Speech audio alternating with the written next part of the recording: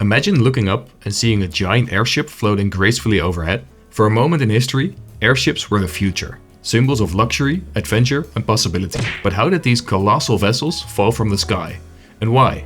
It all starts in 1783 with the Montgolfier brothers, who launched the first hot air balloon over France. The sight of humans in flight was shocking and it sparked a frenzy. By the 1850s, the dream of steerable air travel took shape, and inventors started adding engines and propellers to balloons, creating the world's first airships. In 1884, French engineers built the first fully controllable airship, the La France. Powered by an electric motor, it cruised over Paris, steering like a dream compared to balloons. The race was on to develop airships that could travel further and faster, and soon Germany took the lead with Ferdinand von Zeppelin's designs. Zeppelins were enormous, cigar-shaped giants filled with hydrogen gas, making them lighter than air. In the year 1900, the first Zeppelin took flight, and soon Zeppelin fever spread across Europe.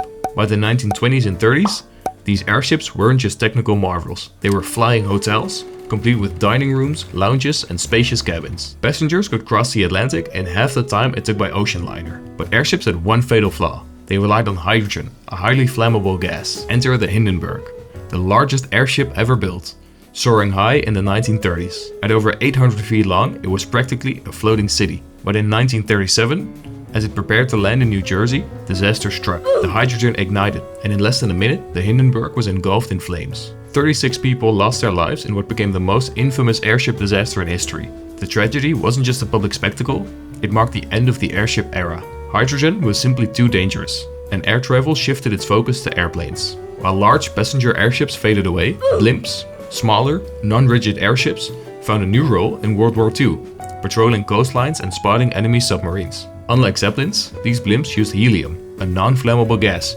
making them much safer. Today, blimps remain in our skies, but they're mostly used for advertising, giving us a taste of what once was humanity's grand dream. But as technology advances, companies are actually revisiting the concept, hoping to bring back eco-friendly, helium-based airships for long-distance cargo flights. So maybe one day, we'll look up again and see these majestic giants returning to the sky.